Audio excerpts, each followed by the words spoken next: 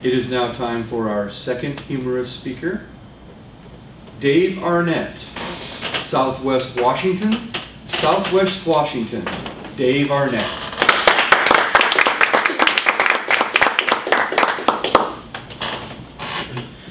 May 18th, 1980. If you lived in Clark County, then, Mr. Toastmaster, fellow Toastmasters, you would know exactly why May 18th is so significant. It is the day that that beautiful peak of Mount St. Helens exploded. I was not living in Southwest Washington. I was living in Yakima. I was in junior high school.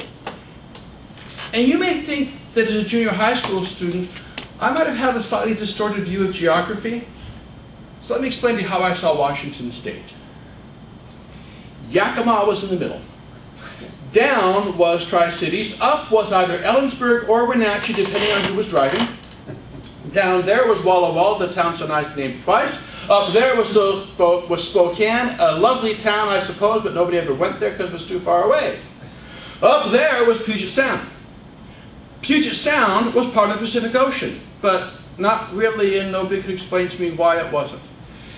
On the shores of Puget Sound, they had built this big sports arena, this cement monstrosity called the Kingdom. And next to it, they built the Space Needle, a big tower, so that people could find the Kingdom. Around these two structures had grown the city of Seattle. And a few blocks from the Kingdom was Mount Rainier.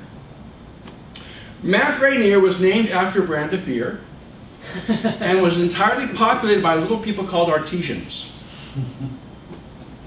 The strange thing was they had the exact same mountain in Northern California. Except in Northern California they called it Mount Shasta. And it was named after a brand of soda pop, which I was allowed to drink, so that made it even better.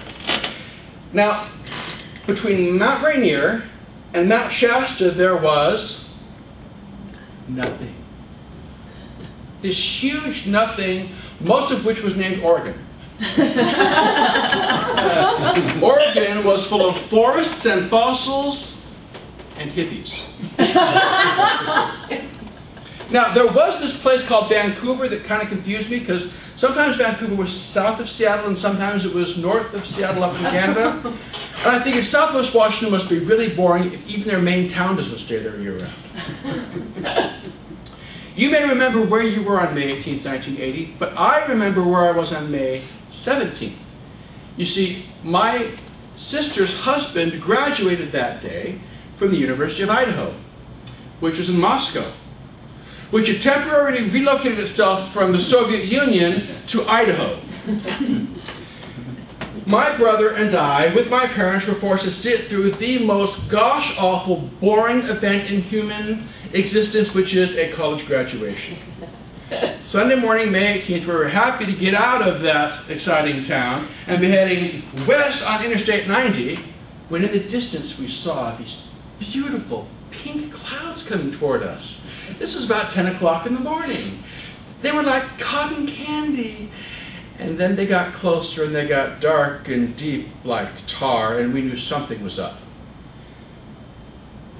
And so we turned to technology. Yes, we had a 40-channel CB radio. Citizens Band was the technology of the day, and if you had that antenna on your car, everyone knew that you were advanced and in touch. So we got on the CB radio and found out this was very serious. St. Helens was erupting. And then this dry rain started to fall. Volcanic ash. Dad said, Dave, get in the back of the car, get in my suitcase, find the handkerchief so we can breathe through something.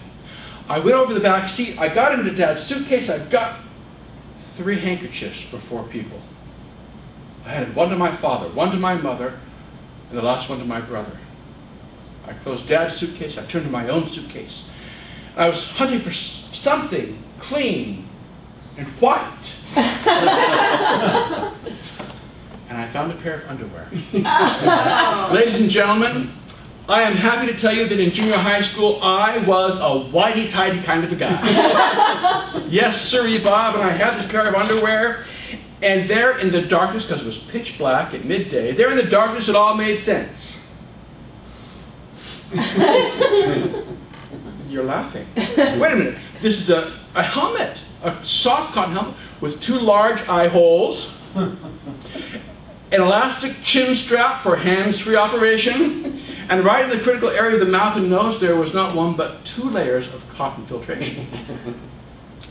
Yes, ladies and gentlemen, I was the original Captain Underpants.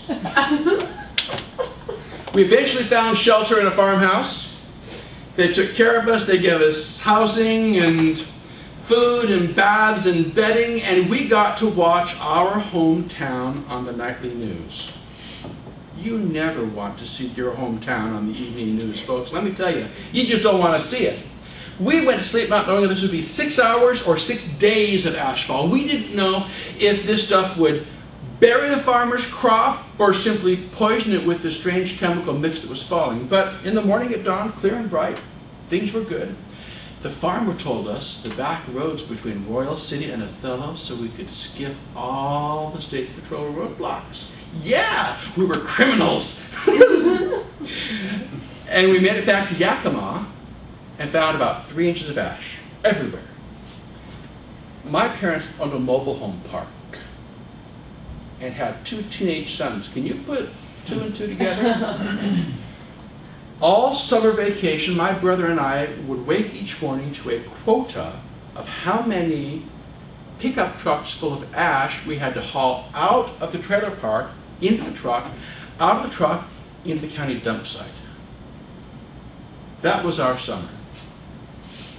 And let me tell you, with each shovel full of that pumice, I thought to myself, Southwest Washington, you former empty space between the Beer Mountain and the Soda Mountain, you buffer between the kingdom and the hippies, keep your lousy real estate to yourselves.